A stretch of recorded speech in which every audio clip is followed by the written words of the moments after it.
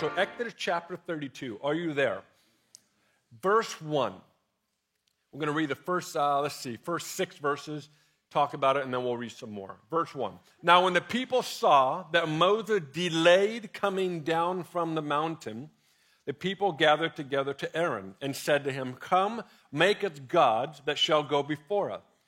For as for this Moses, the man who brought us up out of the land of Egypt, we do not know what has become of him."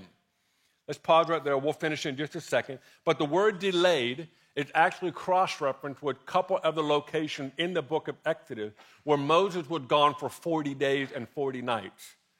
So the idea here is that Moses was gone for weeks and months on end.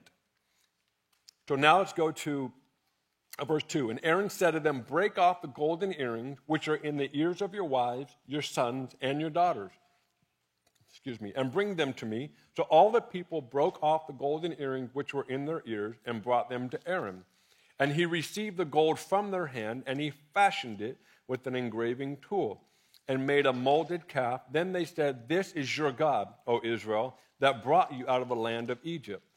So when Aaron saw it, he built an altar before it, and Aaron made a proclamation and said, "Tomorrow is a feast to the Lord."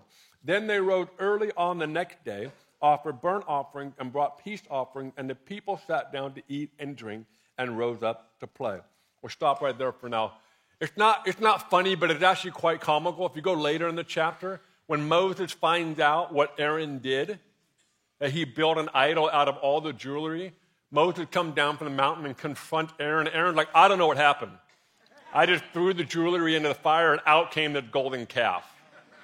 I'm like, "Aaron, what are you talking about? I can't wait to interview Aaron." What were you thinking in that moment? Were you just like stressed out or something that you had to lie to Moses?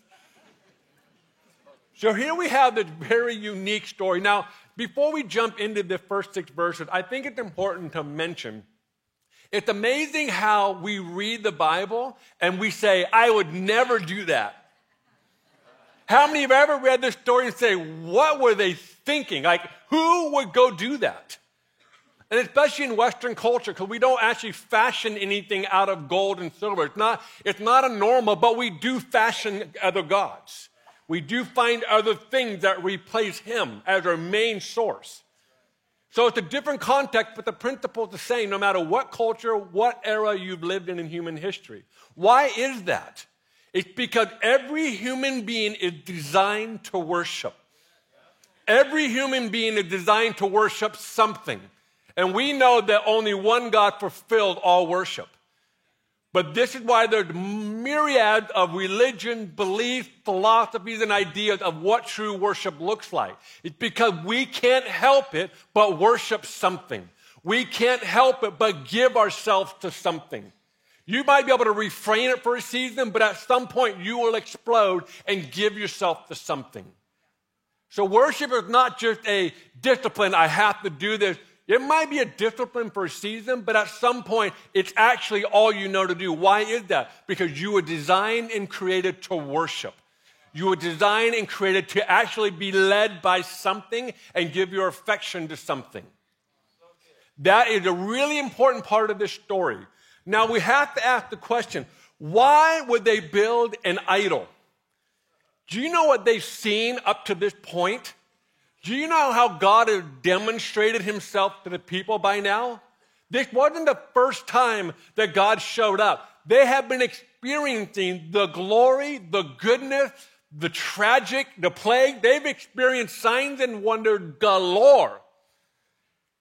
It wasn't like they read a book somewhere. Man, God's really, he's got a lot of signs and wonders. No, they were actually in all these signs and wonders.